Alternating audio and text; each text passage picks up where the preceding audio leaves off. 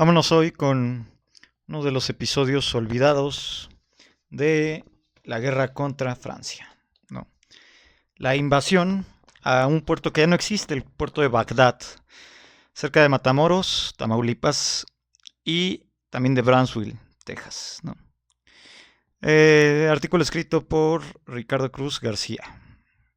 Eh, La invasión al puerto de Bagdad en enero de 1866 fue el epicentro de un decisivo conflicto entre potencias.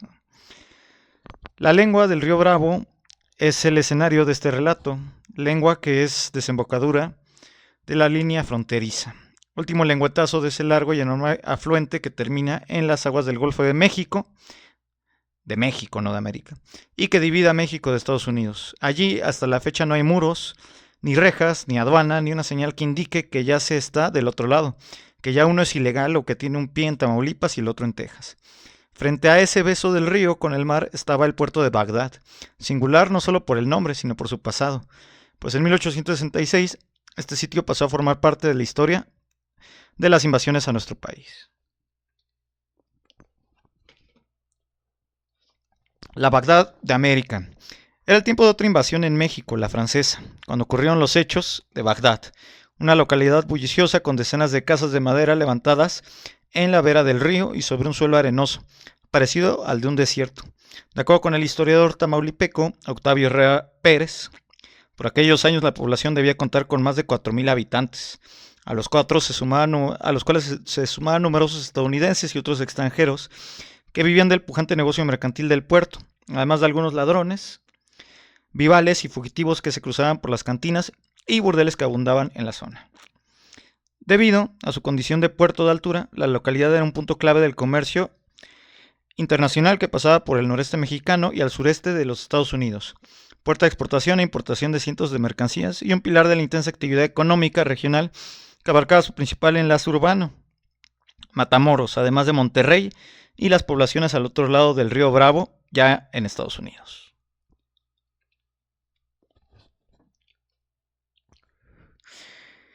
En este contexto se estaba dando la Guerra Civil Norteamericana y la invasión francesa de México por parte de las tropas de Napoleón III.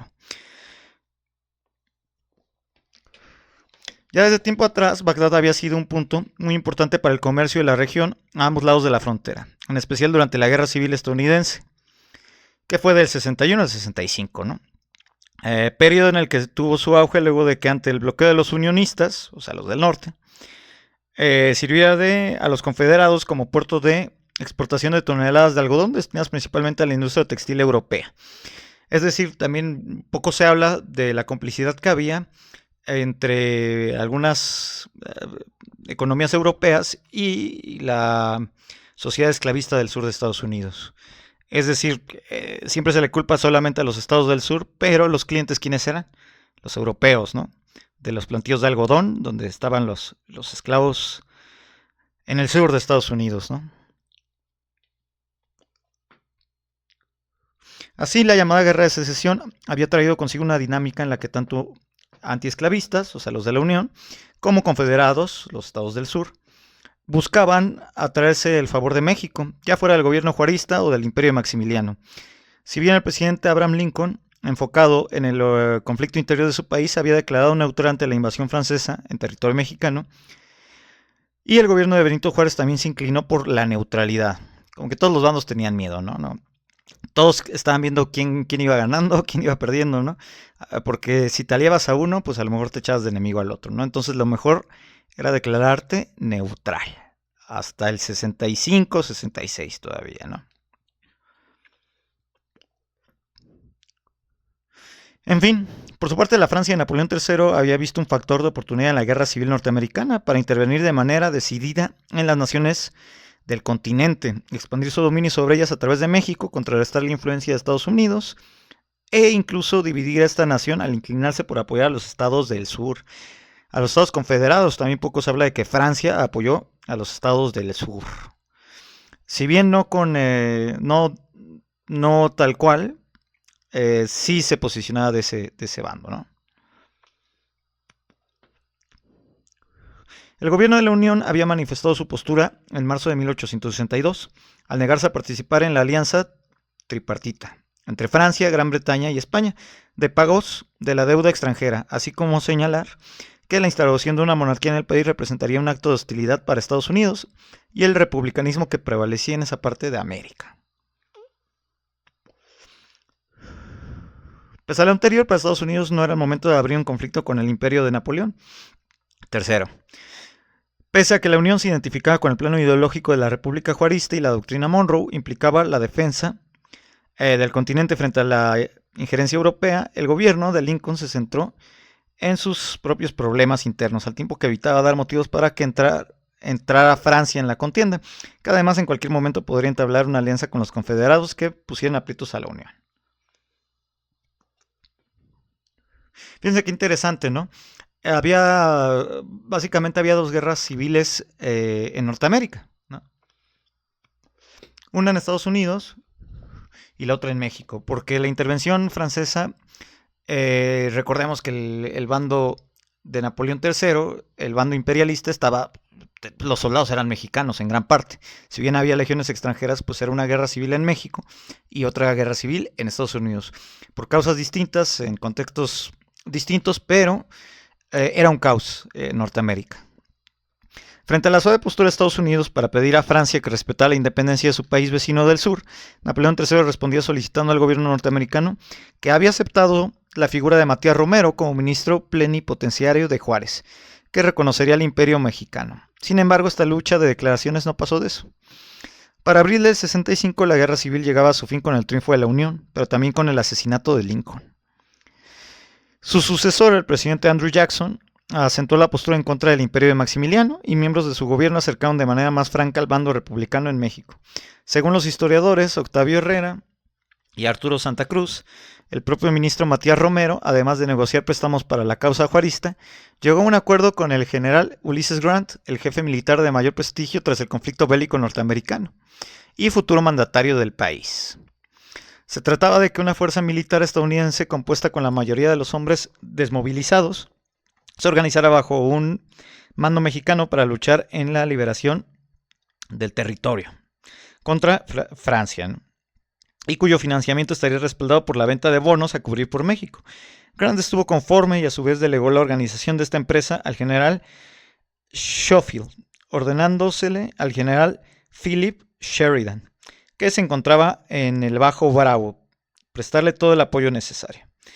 Tal acuerdo no pasaría a ser un proyecto debido a que el gobierno de Johnson consideró que, de llevarse a cabo, implicaría entrar en guerra directa contra Francia. Sin embargo, la propuesta no dejaba lugar a dudas de qué bando en México era respaldado por Estados Unidos, por la Unión. ¿Cómo se manifestaría de manera clara en el caso de Bagdad? Nombrada como tal a mediados del siglo XIX durante la invasión estadounidense del 46 al 48, Bagdad era considerada una ciudad artificial pero llena de riquezas. El comercio dejaba una enorme cantidad de impuestos aduanales para el imperio de Maximiliano, pues era uno de los más importantes jefes militares de su gobierno, el general Tomás Mejía, quien sería pues fusilado junto con Maximiliano, ¿no? Controlaba el puerto todavía para el 1865. Sin embargo, los republicanos organizaron una ofensiva para tener mayor control sobre el noreste del país, hasta el momento dominado en gran parte por los imperialistas. El encargado de esa misión fue el general Mariano Escobedo y su ejército del norte, que a finales de dicho año se movían en la zona fronteriza dominada por las ciudades de Matamoros y Brownsville, en la que militares y civiles iban y venían sin mayor problema de un lado a otro y en el cual estaba permitida la libre navegación por el río Bravo a los ciudadanos de ambas naciones, así como mercancías de acuerdo con lo estipulado en el Tratado de Guadalupe Hidalgo del 48, el infame Tratado de Guadalupe Hidalgo, con el cual había culminado la intervención norteamericana. Después de la pérdida de Plaza de Monterrey a manos de los imperialistas, así como de varios intentos infructuosos de tomar Matamoros tras encontrarse con la férrea línea defensiva de Mejía en los primeros días del 66, Escobedo planeó atacar el Bagdad tamaulipeco, luego de que la mayoría de la milicia francesa abandonara el puerto para reforzar a sus tropas. El jefe republicano pidió apoyo en Brownsville al general estadounidense Godfrey Weitzel, comandante del distrito tejano de Río Grande. De acuerdo con Octavio Herrera, ese contingente yanqui entraría a territorio mexicano bajo las órdenes del ejército de Escobedo. La toma del puerto se complementaría con una ofensiva sobre Matamoros de los hombres al mando de Cheno Cortina, quien fungía como el jefe militar juarista más importante de Tamaulipas y tenía una fuerte influencia en esa región fronteriza. De hecho, Bagdad se había llamado por un tiempo Villa Cortina. Con el respaldo franco del jefe unionista Weitzel a los republicanos mexicanos, lo que incluso le provocó un conflicto con el general imperialista Tomás Mejía, en las calles de Brownsville, se empezó a reclutar a estadounidenses para cruzar la frontera a cambio de vestido, alimento y una paga mensual. Sin embargo, el pretendido apoyo a Escobedo pronto se convirtió en una invasión, luego de que el general Robert Clay Crawford, que se supone se pondría bajo la autoridad de los juaristas, apoyado por el teniente coronel Arthur F. Reed, decidió atacar Bagdad por su propia cuenta. Entre las 3 y 4 de la madrugada del 5 de enero de 1866, decenas de soldados afroamericanos, la prensa de la época habló de cerca de 1000, cantidad que también se refirió años después por Manuel Rivera Cambas, supuestamente afines a la causa republicana con uniformes del ejército de Estados Unidos. Recordar que hubo batallones de afroamericanos en la guerra civil norteamericana, pero del lado del norte. Afroamericanos que escapaban del sur y se enlistaban con el norte, ¿no? Y encabezados por el teniente de apellido Linscott. Asaltaron el puerto de Bagdad y descargaron una ofensiva contra las fuerzas imperialistas. Según el coronel republicano Enrique Mejía, junto con aquellos entró una partida de bandidos que desataron el caos. Sin embargo, de acuerdo con el testimonio de un residente del lugar, los soldados se lanzaron como fieras por las calles, descargando sus fusiles y pistolas para amedrentar al vecindario. Los filibusteros, como ya eran llamados por la prensa, dispararon a diestra y siniestra y se dirigieron en el mayor desorden a la plaza en donde están situados la aduana y la comandancia.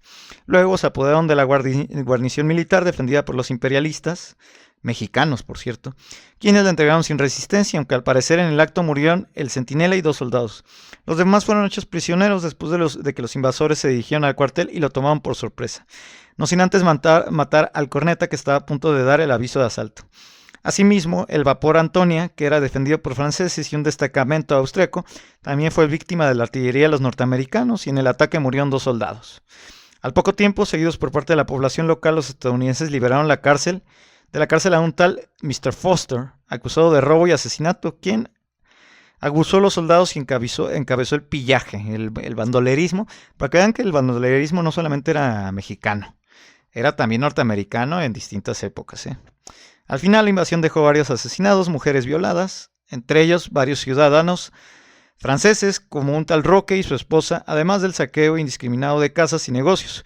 Un diario comentó los acontecimientos, el homicidio, la violencia, el saqueo se han puesto por obra en todo su horror. Desde la Ribera Tejana se oían imprecaciones de los vándalos y los lamentos de las víctimas y no se elevó una mano en defensa de estas. Crawford y Reed considerados aventureros que después de la guerra civil estadounidense habían quedado sin ocupación, se pusieron al mando de la situación, fortificaron las plazas tomadas con balas del algodón que abundaba en el lugar e incluso legalizaron el producto del robo al declararlo botín de guerra en la lucha contra los imperialistas. De hecho, la prensa registró que para cruzar la frontera los invasores firmaban pases con la frase «Cuartel General de los Estados Unidos en Bagdad». Ante ello, Escobedo pidió apoyo al general Weitzel para controlar a Crawford y sus huestes, por lo que el norteamericano envió otro grupo de soldados afroamericanos, entre 140 y 200, que en lugar de colaborar para que la situación volviera a la normalidad, se dieron también al pillaje. La toma de Bagdad por miembros del ejército estadounidense no terminó ni con la llegada de Escobedo y sus tropas, que al principio fracasaron en su intento de poner orden. Si bien el general republicano designó como comandante de Bagdad al coronel Enrique Mejía, la autoridad de este no alcanzó para normalizar la situación y por unos días más el saqueo y el caos continuaron, aparte de que Crawford pretendía ser el jefe de la plaza y desconocer al coronel Mejía, al grado de que Reed apresó a este último y a Escobedo por un breve tiempo. Aunque al final ambos fueron puestos en libertad, poco después Escobedo pidió más apoyo a Weitzel, quien enviaría cerca de una centena más de hombres de las fuerzas estadounidenses afroamericanas, tanto de infantería como de caballería, las cuales, pese a que representaban una ayuda, no dejaron de ser vistas como una parte de invasión de tropas extranjeras al territorio mexicano. Con todo, el caos continuaba. Por las noches se veían toda clase de embarcaciones cruzar desde Estados Unidos y luego regresar cargadas con el producto del saqueo de los almacenes de Bagdad, sin que las autoridades mexicanas pudieran hacer nada. Ante los hechos, los comerciantes de la región externaron una protesta para reclamar una indemnización a Estados Unidos por los daños causados. Sin embargo, no obtuvieron ni respuesta. Les dieron el avión, pues. No existían los aviones, pero les dieron el avión. Por si fuera poco, a esta invasión se sumó la presencia en el puerto del jefe guerrillero Juan Nepomuceno Cortina, y es que desde la irrupción de los primeros soldados negros, se registró que algunos portaban cachuchas con una cinta con la frase "Viva Cortina", y la prensa de la época afirmaba que estas milicias en realidad estaban bajo el mando de Cheno, un hombre de ambos mundos, fronterizo, que de ese momento peleaba del lado republicano y años antes ya había sido criticado por contratar a estadounidenses para integrarlos a sus tropas. La intervención de Cortina llegó al grado de pedir al coronel Mejía que le entregara el mando de Bagdad y en su lugar pusiera al teniente coronel Reed, a lo que Mejía se negó, señalando que ese oficial estadounidense habría sido de los que participó en el saqueo del puerto. Cheno también pidió disponer de las rentas del lugar, pero Mejía externó el control de las aduanas marítimas, correspondía al gobierno central y él solo obedecía órdenes de las autoridades federales y del general Mariano Escobedo. Al final, el coronel Mejía no pudo continuar como el comandante de Bagdad y para evitar mostrar división entre el bando republicano, lo que no consiguió del todo, dejó a cargo a su segundo, el coronel Adolfo Garza, y partió rumbo a Brazos, Santiago, un pequeño puerto en el estado tejano del río Bravo, a esperar órdenes de Escobedo. Mientras tanto, la prensa comentaba que Cheno Cortina se había apoderado de Bagdad y que sus fuerzas habían incendiado y saqueado almacenes, además de asesinar a muchos de sus habitantes con un contingente de 1.500 soldados afroamericanos. La toma de Bagdad pudo provocar una guerra que habría enfrentado a dos de las grandes potencias mundiales en el momento, Estados Unidos y Francia. En este sentido, el puerto fue el epicentro de una batalla de carácter internacional para definir quién sería la nación fuerte del continente americano. La relación entre el imperio francés y el país norteamericano era frágil y algunos no veían remoto el estallido de un conflicto entre ambos países debido a que la nación europea, al pretender liderar a un bloque latino en América, representaba una seria amenaza para los intereses estadounidenses en el continente. Bagdad tenía los elementos para ser la chispa que prendiera el fuego bélico entre las potencias. Sin embargo, ambas naciones evitaron abrir un nuevo frente enemigo. Estados Unidos venía saliendo de una guerra interna muy fuerte y al inicio de su llamado periodo de reconstrucción no está en condiciones de confrontar a Francia. Empezó a preocuparse por el ascenso de la Alemania del prusiano Otto von Bismarck y ante el cambio que implicaba en el ajedrez geopolítico europeo tampoco consideró prudente enemistarse con potencias europeas. Por ello, a pesar de las protestas del general imperialista Tomás Mejía y de autoridades militares francesas por la intervención norteamericana y la ruptura de la neutralidad, al final las acusaciones no tuvieron consecuencias graves. Incluso el embajador galo en Estados Unidos, Charles-François Frédéric, marqués de Montsolón, minimizó los hechos y manifestó a su gobierno que Washington está decidido a no dejarse arrastrar a un conflicto con nosotros, por culpa de los filibusteros y agentes de Juárez. Sin embargo, México estaba en medio y Bagdad como si fuera el jamón de un sándwich entre dos potencias. Las terribles consecuencias estaban por venir para los juaristas. Más de 10 días después de la invasión, la confusión y el caos todavía continuaban. Escobedo se mantenía con sus tropas en Reynosa y no daba señales de reaparecer en Bagdad, ni se vislumbraban acciones para estabilizar la situación. Aparte de que su intento de tomar Matamoros había fracasado, el 25 de enero desde esta última ciudad partió un contingente imperialista al mando del teniente coronel Alfons von Kodolich, del cuerpo de voluntarios austriaco, quien al final recuperó el puerto, para entonces totalmente destrozado luego del retiro de las tropas norteamericanas. Por otra parte, ante las protestas por la invasión de Estados Unidos alegó que el ingreso de sus tropas a territorio mexicano había sido a solicitud de las autoridades republicanas. A pesar de ello, el gobierno de Washington hizo lo posible para evitar el conflicto con Francia. Prometió castigar severamente a los responsables y creó una comisión para investigar los hechos, a cargo de Ulysses Grant, quien había participado en la invasión norteamericana y ya era comandante militar de los antiguos Estados Confederados. Fue auxiliado en esa labor por el general Philip Sheridan, que encabezaba una importante fuerza militar en Texas, y se refería a Crawford como aquel que había dado molestias por su conducta en la frontera del río Bravo. El informe concluyó que el ataque a Bagdad fue instigado por Crawford, quien supervisó a Reed, Thomas D. Sears y otros aventureros que fueron motivados por la esperanza de ser recompensados al seguir a ese hombre su empresa, asimismo que varios soldados de las tropas estadounidenses tomaron parte en el asalto y saqueo. Esto llevó a que el general Sheridan apresara a Crawford y que Reed también fuera encarcelado. Por su parte, el general Weitzel fue removido de su cargo. Sin embargo, a las pocas semanas, el líder del ataque a territorio mexicano escapó del fuerte Jackson, donde había sido confinado. Al final, la invasión estadounidense al puerto de Bagdad mostró las tensiones y problemas en la región fronteriza de aquellos años y el grave desafío que implicaba para México ser escenario de una lucha de potencias mientras el país y sus habitantes eran devastados por la guerra. El puerto de Bagdad ya no existe actualmente. Al final de la década de 1880, las casas y negocios fueron arrasados por uno de los tantos huracanes que asolaban la región. Sin embargo, la memoria de su invasión persiste y hoy, unos cuantos kilómetros al sur, las aguas del Golfo de México, no de América, bañan al lugar que con su nombre nos hace recordarlo, Playa Bagdad, uno de los principales sitios turísticos de esparcimiento de los habitantes de Matamoros. Estuvo densa, ¿no? Estuvo densa esta historia. Nada más que agregar. Un enfrentamiento entre potencias estuvo a punto de desarrollarse, de detonar en México, en Tamaulipas, en un puerto al sur de Texas. Por poco, Francia y Estados Unidos se declaran un poco más que una batalla. Pero los dos tenían miedo de la potencia emergente, Alemania, ¿no? Estados Unidos no quería enemistarse con ningún país europeo y Francia se sabía que ya estaba debilitando innecesariamente muchas de sus tropas ante una Alemania que estaba ascendiendo. Bueno, que se estaba unificando apenas, ¿no?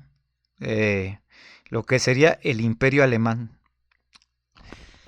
que a la postre pelearía la Primera Guerra Mundial contra la esposa de la esposa de su prima, ¿no? Nicolás II, el esposo de su prima, perdón, Nicolás II, ¿no? Ya se estaba cocinando el gran conflicto, la guerra de guerras, la Gran Guerra, y no podían darse el lujo de enfrentarse entre potencias, ¿no? Más tarde, pues serían expulsados ya completamente los franceses en 1867 y caería el efímero imperio, segundo imperio mexicano, ¿no? Bueno, eso es todo por ahora. Espero les haya gustado. Esto fue un relato más de relatos de la historia. Chao.